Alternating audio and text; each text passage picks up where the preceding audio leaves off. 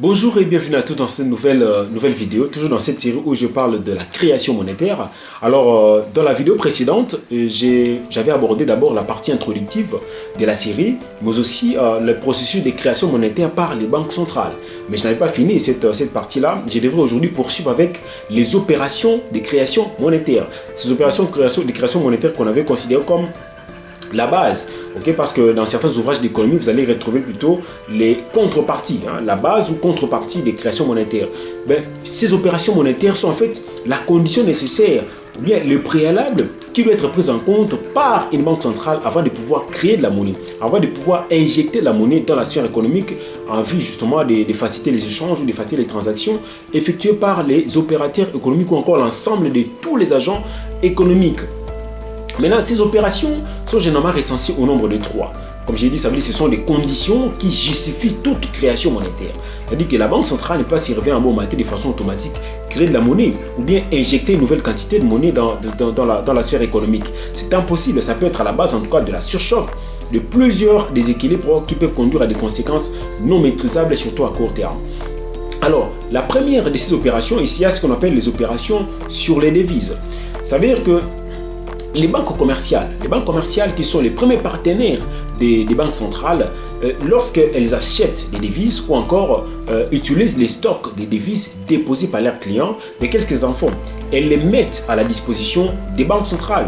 Les banques centrales peuvent constituer les réserves d'échange, peuvent effectuer également d'autres opérations quant à ça. Et lorsque ces banques déposent ces réserves, ces devises plutôt au niveau dans leur compte auprès de la banque centrale, la banque centrale dans ses livres ne fera que créditer les comptes de ces banques commerciales, tenant compte du montant des devises déposées par ces banques. Et dans le cas contraire, lorsque ces banques viennent effectuer les retraits, la banque centrale fait quoi? Débite les comptes de ces banques commerciales et puis ouvre à son actif une rubrique des créances détenues sur ces banques commerciales. Alors, ces opérations-là permettent justement aux banques commerciales de se pourvoir des liquidités ou bien de déposer pour la banque centrale lorsqu'elles se rendent compte qu'elles sont en surliquidité, et que ça ne posera aucun problème dans leur règlement avec les tierces ou dans leur règlement avec leur clientèle, elles peuvent effectuer ce genre d'opérations. Maintenant, c'est cette première opération qui constitue la condition nécessaire pour que la banque crée de la monnaie. Donc la banque va créer la monnaie par exemple en épongeant la liquidité en circulation, en utilisant plusieurs instruments à sa disposition pour récupérer suffisamment de liquidités en circulation afin d'éviter justement qu'il y ait surchauffe au niveau de l'économie. De même aussi, ici, elle a une politique de pouvoir alimenter l'économie, il y a aussi des canaux par lesquels elle va passer pour pouvoir rendre cette action possible.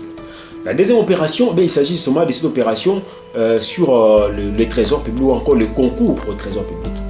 Donc la banque centrale peut créer de la monnaie en finançant le déficit constaté au niveau du pouvoir public ou bien au niveau du trésor. Parce que quand on parle du trésor public, en fait, on fait allusion à l'État ou bien au gouvernement parce que l'État est incarné par le gouvernement. Donc ça peut arriver que si le gouvernement rencontre dans l'exécution de son budget des déficits, solliciter un financement provenant de la banque centrale. Mais en tout cas, dans beaucoup d'économies du monde, ce sont des dispositions qui sont en tout cas interdites. Les banques n'ont pas les droits de pouvoir financer les trésors publics ou financer le gouvernement, surtout sous forme de crédit, ou même constituer une garantie pour un crédit qui sera contracté par le gouvernement. Mais il y a des petites fenêtres qui sont quand même laissées ouvertes, notamment on peut financer justement pour combler certaines fluctuations des recettes. Je vous donne un exemple, en République démocratique du Congo, il est prévu par exemple que la Banque centrale peut intervenir pour combler les fluctuations des recettes, mais à une condition, que ces financements ne puissent pas dépasser 15% de la moyenne de toutes les recettes effectivement mobilisées par l'État durant 3 exercices fiscaux. Ça veut dire que les recettes qui sont mobilisées par l'État, on les cumule sur 3 ans, on obtient la moyenne et cette moyenne-là ne peut pas dépasser 15%. Ces 15%, ça dit c'est la hauteur maximale à laquelle la Banque centrale peut justement financer le déficit budgétaire. Et donc ça peut aussi constituer un processus de création monétaire pour la Banque centrale. Donc on crée de la monnaie juste parce qu'on a financé le déficit budgétaire. La troisième opération, il s'agit justement des concours à l'économie ou encore des financements de l'économie.